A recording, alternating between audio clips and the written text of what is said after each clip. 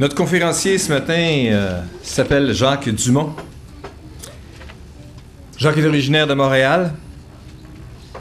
Dès sa naissance, il a été placé dans un orphelinat, vécu plusieurs familles d'accueil.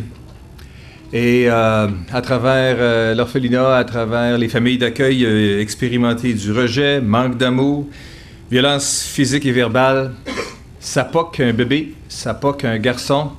Et ça finit par faire quelqu'un qui peut être tout croche et qui peut donner des mauvais résultats. Mais quelque chose est arrivé dans sa vie et soudainement tout a été transformé. Il va nous raconter son histoire ce matin. Est-ce qu'on peut l'accueillir chaleureusement, M. Jacques Dumont?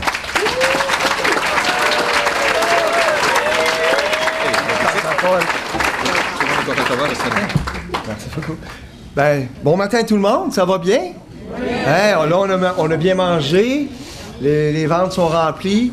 Je veux juste, avant de commencer, souvent quand je fais des conférences puis des témoignages, ce que j'aime dire, c'est des petits coucous puis des saluts à mon équipe à la soupe populaire, parce que je travaille à la soupe populaire du centre-ville. Puis j'ai quelques personnes qui viennent de la soupe que j'ai invitées personnellement et qui sont venues. Il y en a deux qui sont venus ce matin en bicycle et ça leur a pris 1 heure pour venir ici. Hey, ça m'encourage. J'ai mon ami, puis je veux pas trop faire long, mais j'ai mon ami Léo. Léo, on était ensemble à un moment donné à Défi Jeunesse, puis Léo puis moi, on jouait au soccer, puis ce matin, je l'ai vu et j'ai dit, Léo, merci d'être là, parce que ça m'encourage. Fait que c'est pas toujours évident de parler devant les gens, mais c'est un message d'espoir ce matin que j'ai pour vous autres, puis ça va vous encourager. Ce matin, vous allez saisir c'est quoi l'amour de Dieu. Vous allez saisir c'est quoi l'amour. L'amour, c'est pas qu'est-ce qu'on porte, qu'est-ce qu'on est, c'est ça l'amour. Dieu veut faire quelque chose dans nos vies, puis moi, il l'a fait dans ma vie. Je vais vous dire une chose, c'est pas l'apparence que Dieu regarde. Dieu regarde à vos cœurs ce matin. Vous êtes là, Dieu connaît vos situations. Seigneur, ce qu'il veut faire, il veut vous bénir. Il veut enlever vos stress, vos doutes, vos malheurs. Il veut le faire ce matin. Puis c'est ça la différence. C'est la vraie religion, je vais vous le dire en partant. Ça se trouve dans Jacques. Ça dit, la vraie religion consiste à prendre soin des veuves, à prendre soin des orphelins, ceux qui souffrent. C'est ça la vraie religion. Ça, c'est l'amour en action. Ça, c'est mon introduction de ce matin, là, avant qu'on commence dans le vif du sujet. Comme disait Pasteur Paul, oui, je suis originaire de Montréal. C'est ça, je suis né à Montréal, mais moi, je suis né à la crèche d'Youville. À ce moment-là, quand je suis né au monde, on me plaçait à ma naissance d'une crèche. Parce que le père était plus là, puis ma mère, à ce moment-là, elle avait 19 ans, puis c'était mal vu une femme qui était enceinte, puis qui n'avait pas de mari à ce moment-là, puis pas de chum. Fait que ce qu'ils ont fait, ils m'ont placé à la crèche à ma naissance. Puis, dès mon bas âge, j'ai commencé à faire des familles d'accueil. De ma naissance jusqu'à l'âge de 8 ans, j'ai fait plusieurs familles d'accueil, peut-être une dizaine. Je peux vous dire une chose, c'était pas facile. C'était pas facile, je me souviens à l'âge de 4 ans, j'étais d'une famille d'accueil, puis je pensais que je faisais des cauchemars, je pensais que je savais pas ce qui se passait, je me faisais étrangler à tous les soirs. Puis c'était un monsieur qui m'embarquait dessus, puis là, il était en colère, puis c'est ce que je vois là, dans mon esprit, puis il était alcoolisé. Ça a été les débuts de mes familles d'accueil, à ce que je me souvienne. Après ça, ça a continué. Ça a été les sévices verbaux et physiques.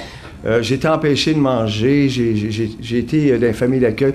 On me mettait d'un garde-robe à journée longue, puis des affaires assez difficiles à vivre. Puis moi, à l'âge de 6 ans, 7 ans, on s'en pose-tu des questions? Comment ça se fait que je vis toutes ces choses-là?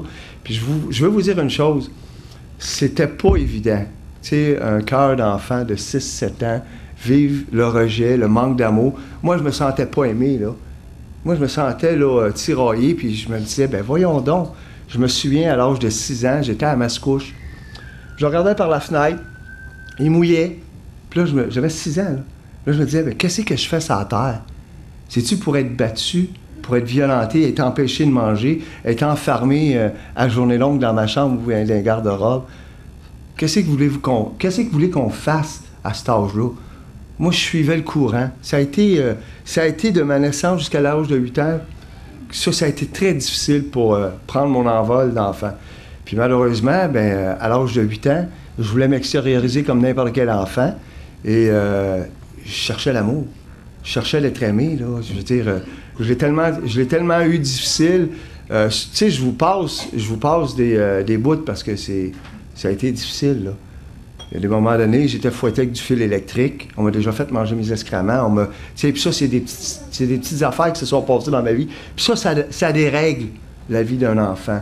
Comme Pasteur Paul disait, là, ça part pas bien dans la vie. J'étais angoissé intérieurement, j'étais malheureux, j'en avais pas de solution. J'avais 8 ans. Qu'est-ce que je fais dans ma vie? À l'âge de 8 ans, on se pose déjà ces questions-là.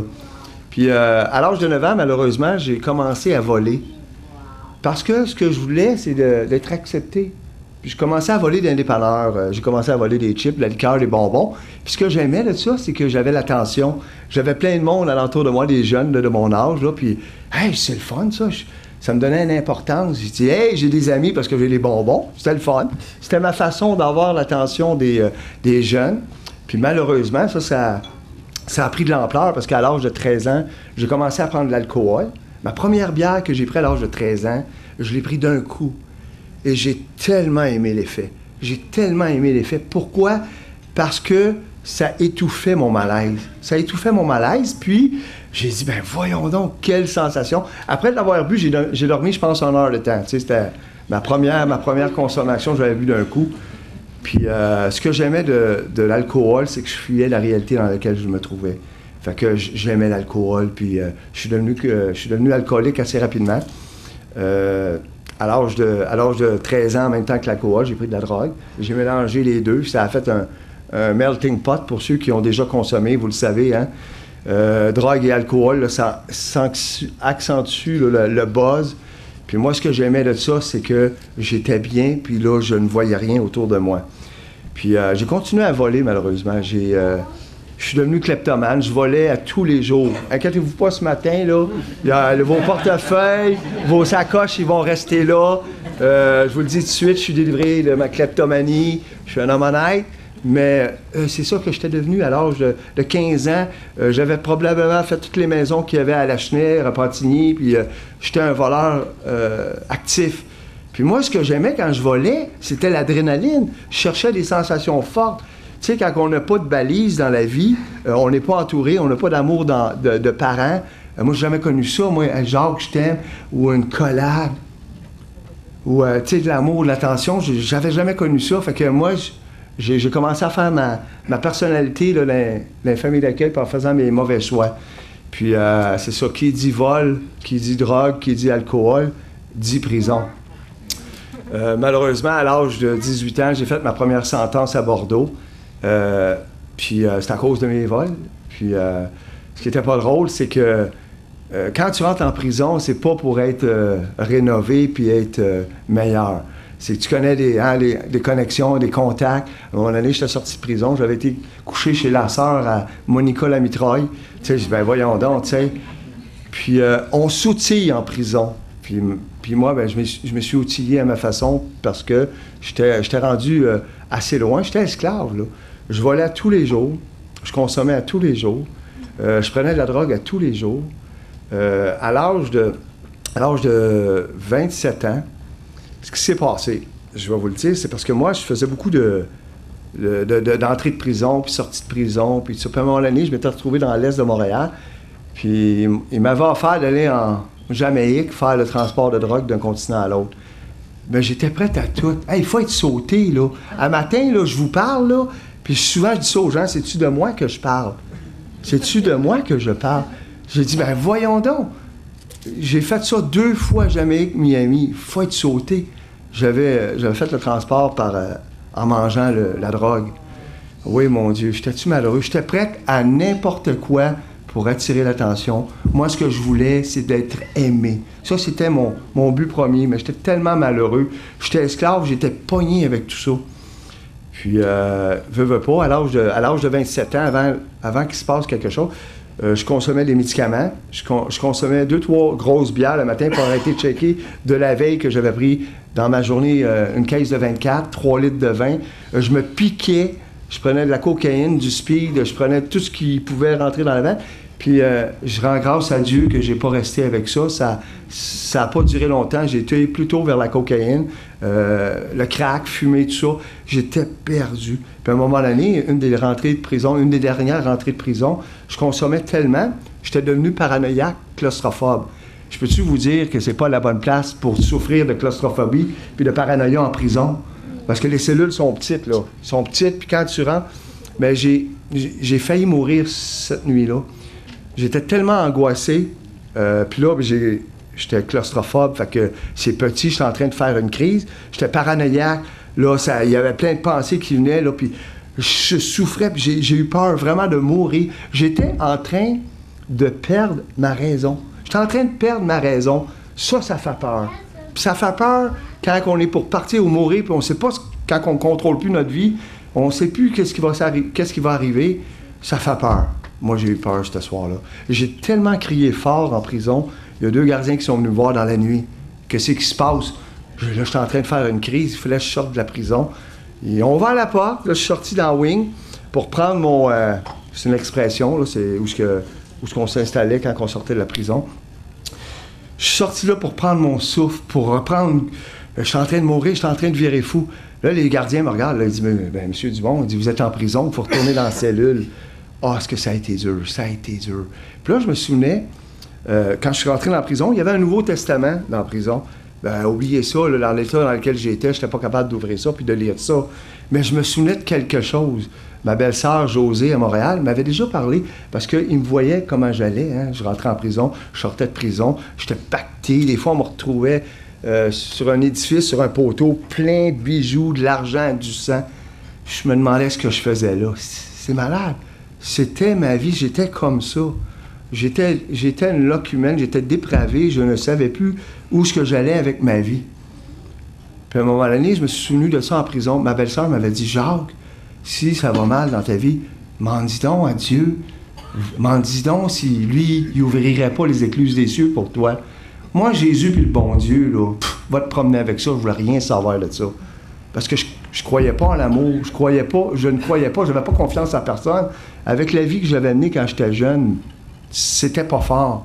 Puis elle m'avait dit ça, mais souvent on attend toujours malheureusement d'être au bout du rouleau pour crier à Dieu.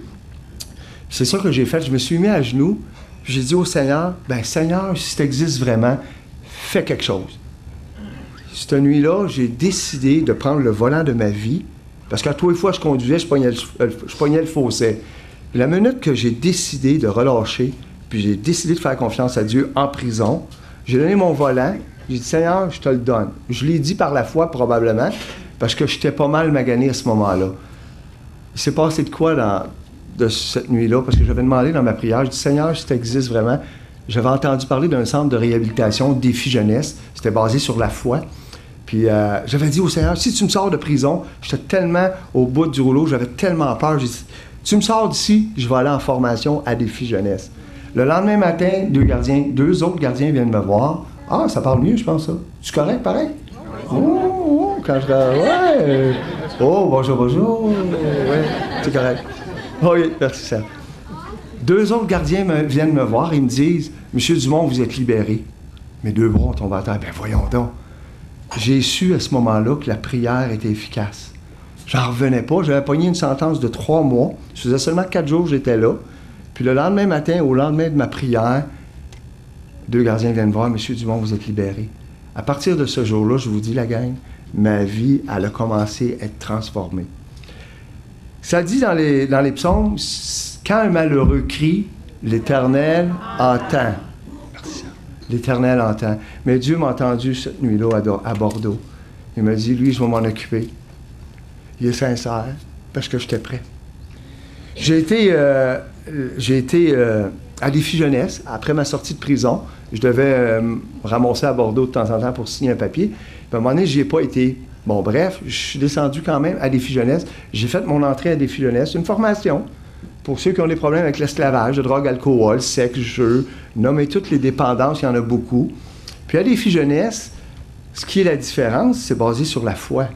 Sauf c'est pas des préceptes conçus, tout ça, c'est la parole, c'est des valeurs. j'ai appris à me lever le matin, à 6h30 le matin, parce que c'est comme ça marchait le matin.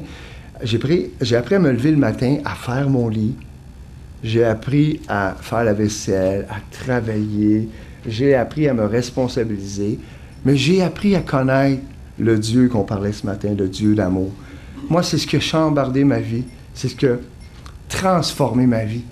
Aujourd'hui, les gens me disent, ben voyons donc, j'étais un gars qui bégayait, j'étais une loque humaine, j'étais pas beau à voir, puis là, vous me regardez un matin, puis je sais que vous dites, qu'est-ce qu'un beau jeune homme comme moi fait devant vous, hein? Attendez, je vais vous le dire. C'est exceptionnel.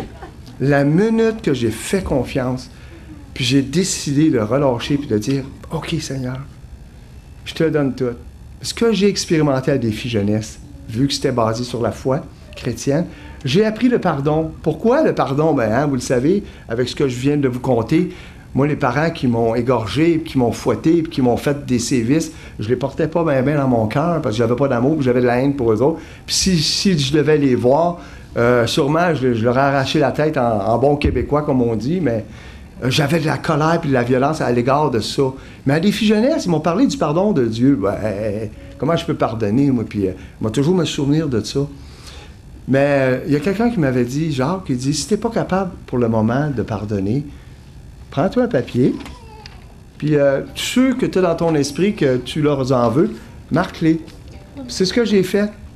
J'ai pris les noms, je me souvenais à Repentigny, la famille d'accueil qui était dure, ou à Mascouche, à Montréal. Tout ce que je me souvenais de sévices que ça me rendait malheureux, j'ai marqué les endroits, puis les personnes que je pensais. J'ai tout marqué ça, puis j'avais dit, Seigneur, moi, j'ai pas d'amour dans mon cœur, mais je sais que toi, tu es amour. Puis ce que je vais faire, je te les donne.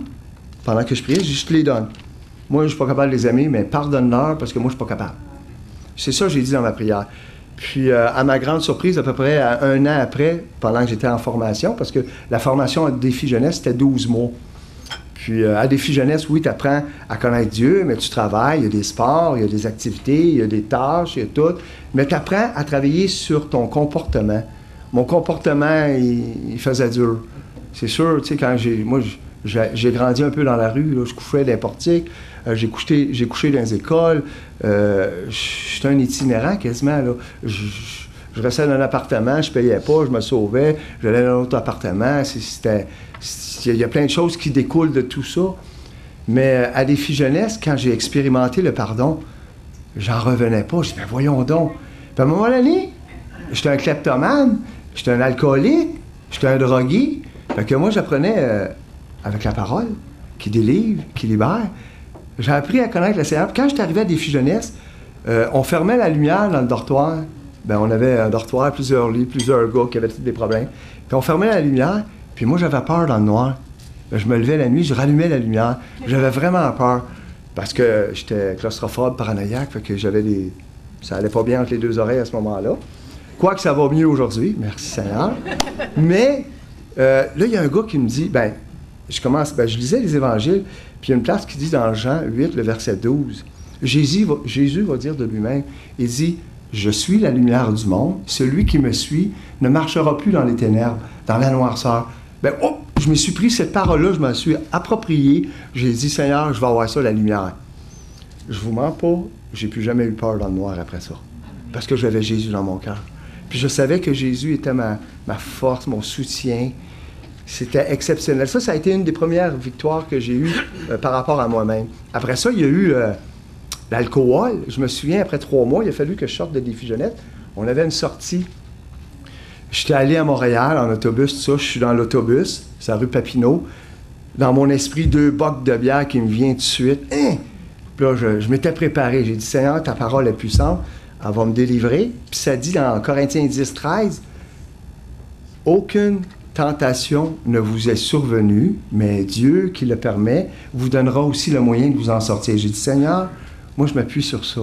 Je veux que tu m'enlèves ces pensées-là, et puis je veux être délivré de tout ça. » La pensée est partie tout de suite. J'ai été chez mon frère, j'ai resté là la fin de semaine, je suis revenu, aucune tentation par rapport à l'alcool. J'arrive au centre, je tombe sur une parole qui dit, Jésus va dire de lui-même, il dit, celui qui a soif,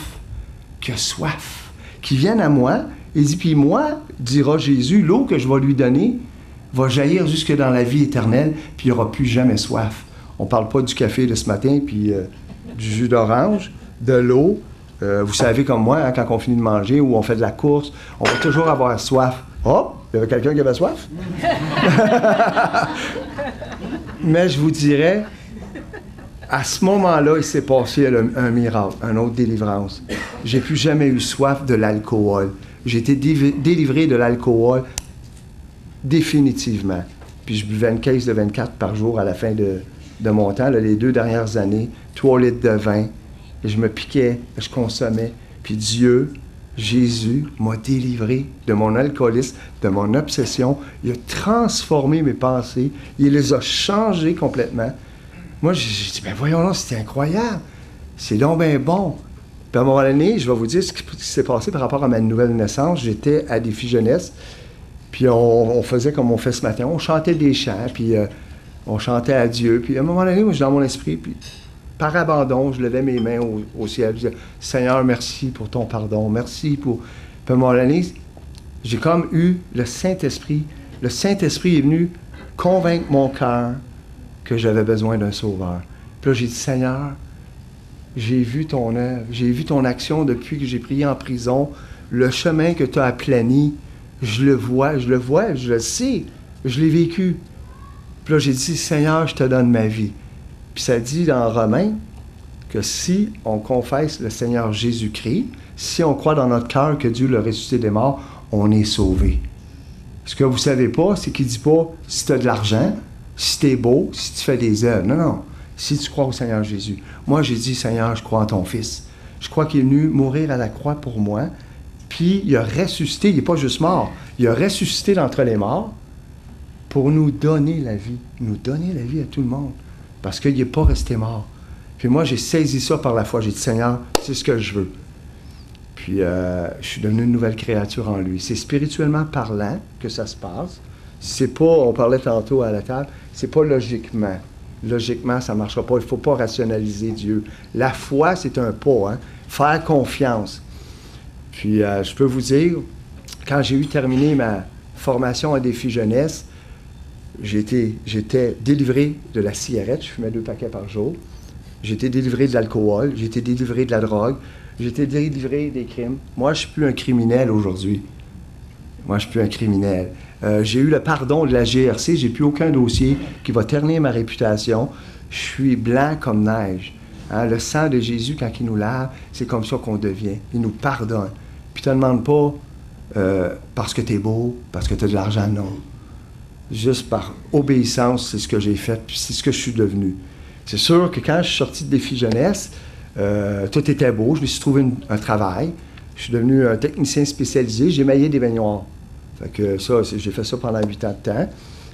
Mais avant ça, j'allais au Carrefour chrétien de la capitale parce que le centre Défi Jeunesse, à toutes les semaines, les gars, pour se nourrir de l'Évangile, on allait au Carrefour. Fait que moi, j'ai grandi au Carrefour chrétien de la capitale, puis j'ai appris à servir les autres.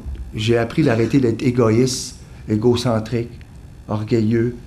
Puis la petite personne de Jacques, là, tasse-la parce que je suis guéri, là, aujourd'hui. Je suis heureux. Le bonheur, ça existe en passant. Si jamais il n'y a pas personne ou il y a des gens qui n'ont pas expérimenté le bonheur ce matin, ben je veux vous le dire, ça existe. Ça existe, le bonheur. Puis c'est ça, ce qui est arrivé, c'est que je fréquentais le Carrefour, j'ai rencontré mon épouse, parce qu'à ce moment-là, elle n'était pas mon épouse, Brigitte. Brigitte Baron. Ça fait 20 ans. Ça fait 20 ans cette année qu'on est mariés. Puis quand je l'ai rencontrée, c'est drôle parce qu'elle avait des bébés dans les bras. Elle avait Samuel et Gabriel.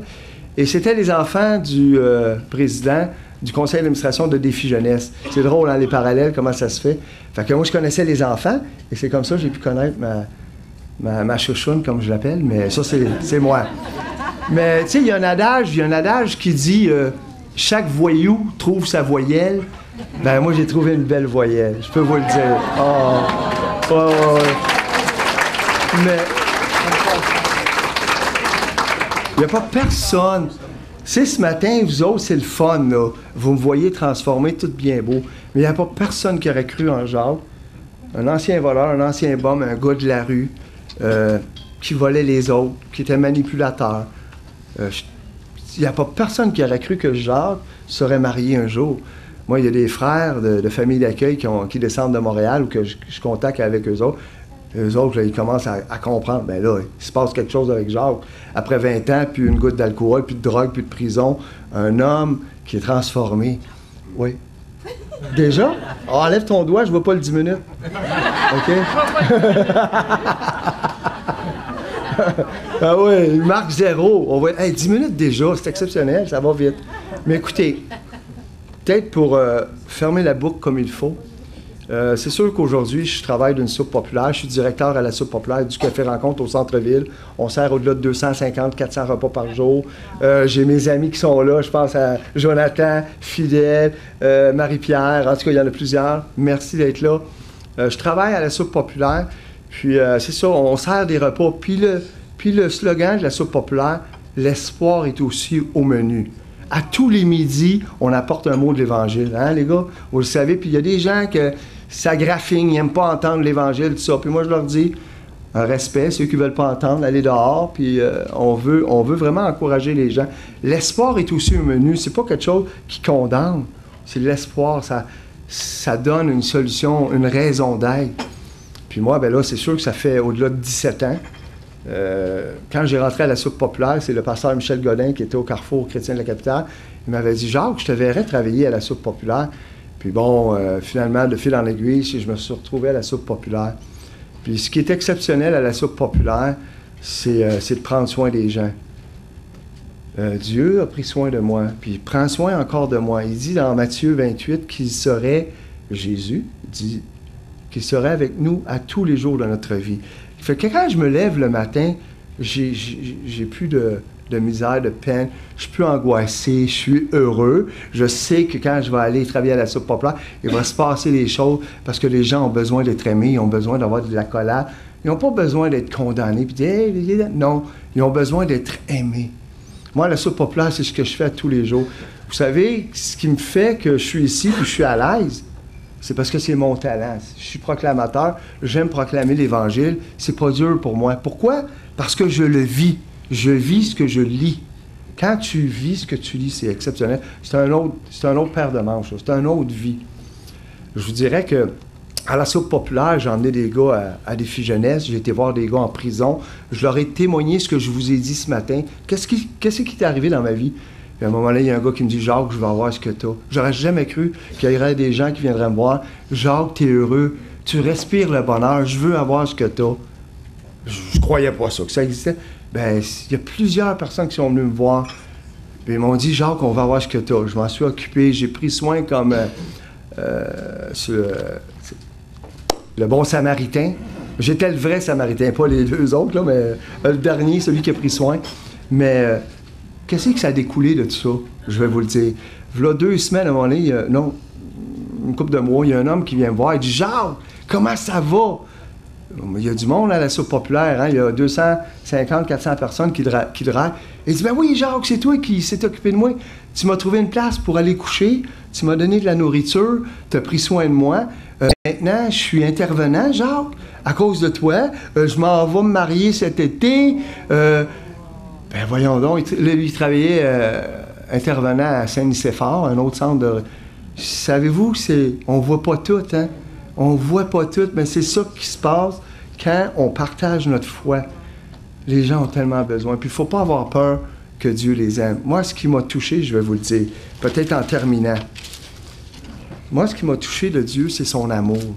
L'amour de Dieu. Ça a fait fondre mon cœur. Ça a fait que j'ai fait confiance.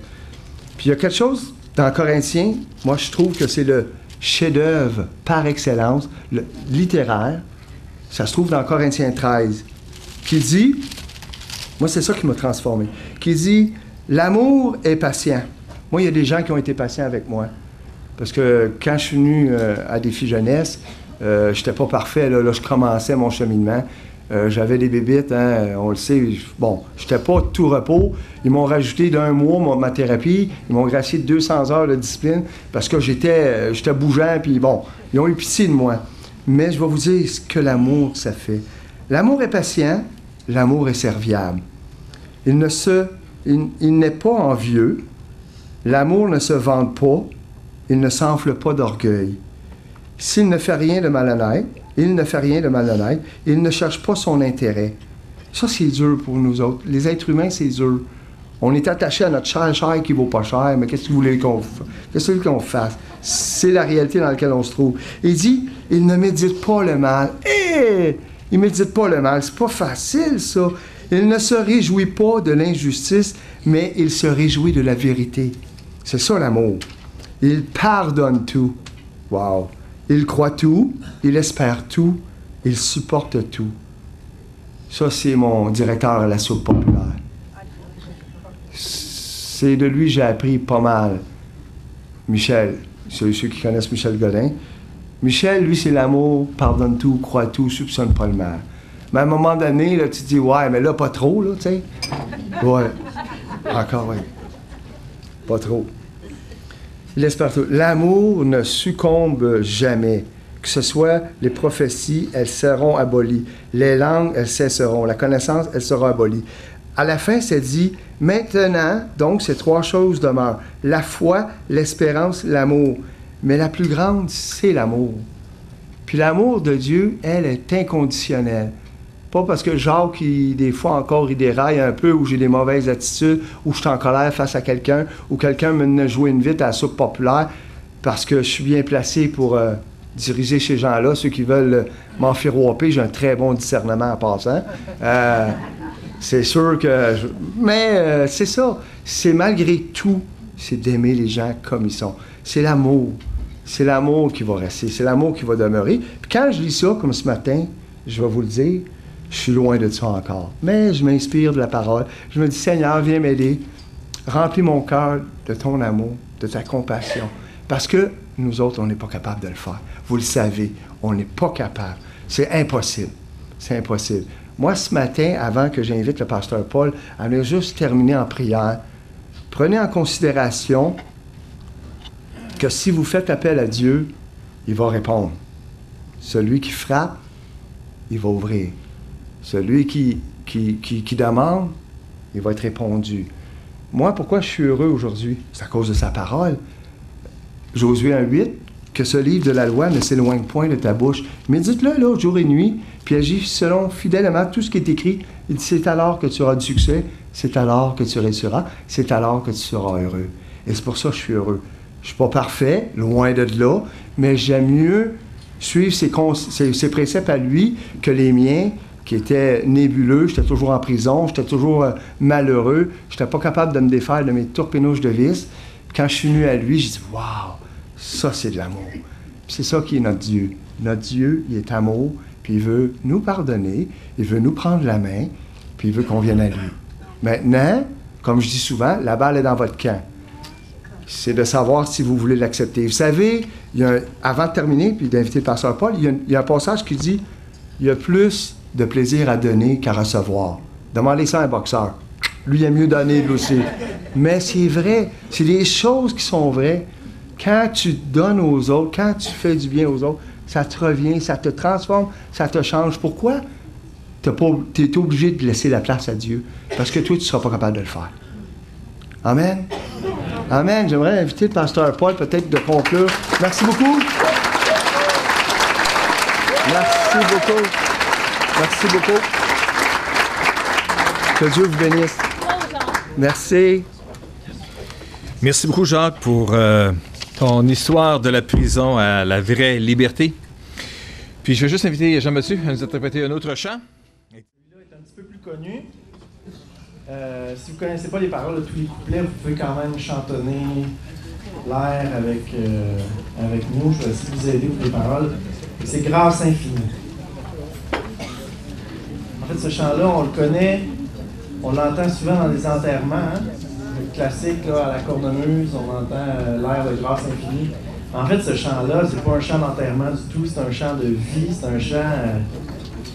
moi, en tout cas, j'ai vraiment le cœur emballé quand je chante ce chant-là. Ça me rappelle comment mon Sauveur, il est bon, comment il m'a sauvé, comment il me donne la vie. ce chant-là est vraiment joyeux pour ceux qui ont expérimenté l'amour de Dieu. Grâce infinie de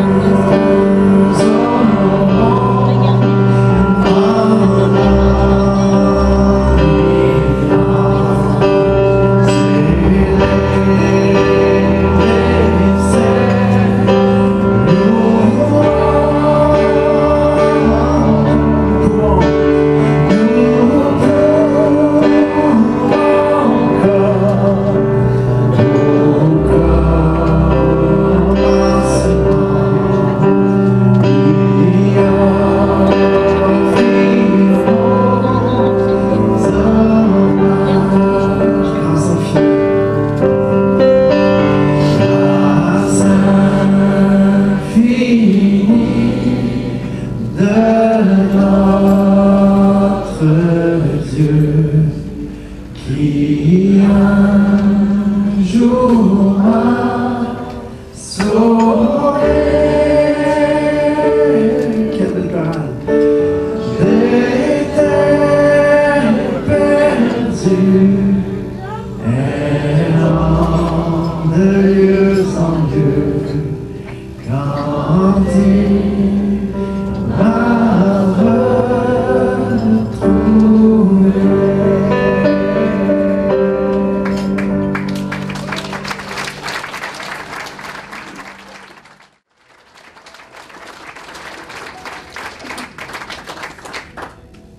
Chacun d'entre nous, nous avons notre histoire.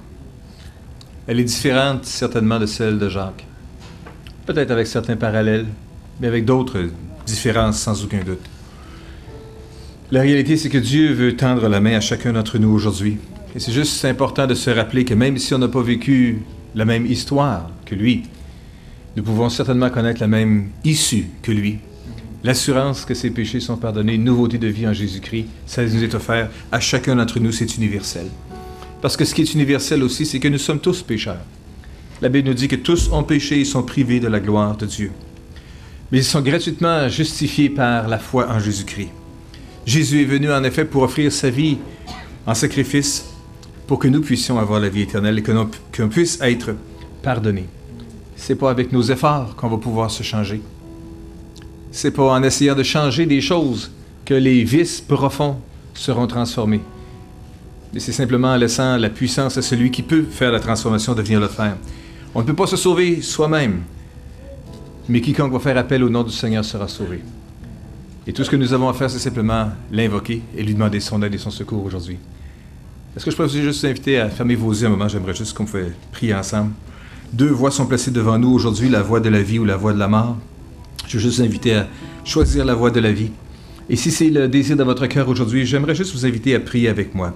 Seigneur Jésus, je reconnais aujourd'hui que j'ai péché. Je veux te demander pardon. Je reconnais aujourd'hui que j'ai besoin de toi. Et je crois que tu es mort sur la croix pour me pardonner mes péchés. Je crois que tu es ressuscité des morts pour me rendre juste. Et ce matin, Seigneur, je t'invite à venir vivre dans ma vie et à me pardonner mes péchés et à faire de moi une nouvelle personne. Viens et sauve-moi.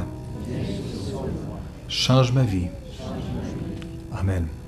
Seigneur, je te prie que tu puisses accomplir ce miracle dans la vie de ces hommes, de ces femmes, de ces gens, de ces jeunes ou de ces moins jeunes qui ont fait cette prière avec sincérité. Aujourd'hui, je te prie, Seigneur, que tu puisses accomplir ce miracle en ce moment même de la nouvelle naissance dans leur vie. Puisses-tu, par le Saint-Esprit, leur accorder l'assurance que leurs péchés sont pardonnés. L'assurance qu'ils sont devenus enfants de Dieu. Ta parole nous dit que l'Esprit lui-même rend témoignage à nos esprits que nous sommes enfants de Dieu. Alors, fais-le maintenant par ton Esprit, je te prie, notre Père, dans le nom puissant de Jésus. Amen. Amen. Peut-être que vous avez fait cette prière pour la première fois ce matin. Et si c'est le cas, j'aimerais juste vous inviter à le partager avec quelqu'un avec qui vous êtes venu ce matin. Peut-être que vous êtes venu seul ce matin, mais que vous avez, pendant le déjeuner, jasé avec quelqu'un. Dites-lui juste, « Hey, tu sais, ce matin, j'ai fait cette prière-là pour la première fois. Et j'ai vraiment senti quelque chose qui a changé dans ma vie. Cette personne-là sera probablement en mesure de pouvoir vous aider dans votre cheminement et dans les prochaines étapes pour votre vie. » J'aimerais juste simplement vous rappeler que les déjeuners Partage Espoir et Vie ont lieu tous les 2 mois, ici même, et que le but de ces déjeuners, c'est de faire entendre un témoignage de vie, un témoignage comment par la puissance de Dieu, cette vie-là a pu être transformée. Alors, ça sera l'occasion la prochaine fois au mois de janvier. D'ici là, je vous souhaite une bonne fin de journée et à la prochaine.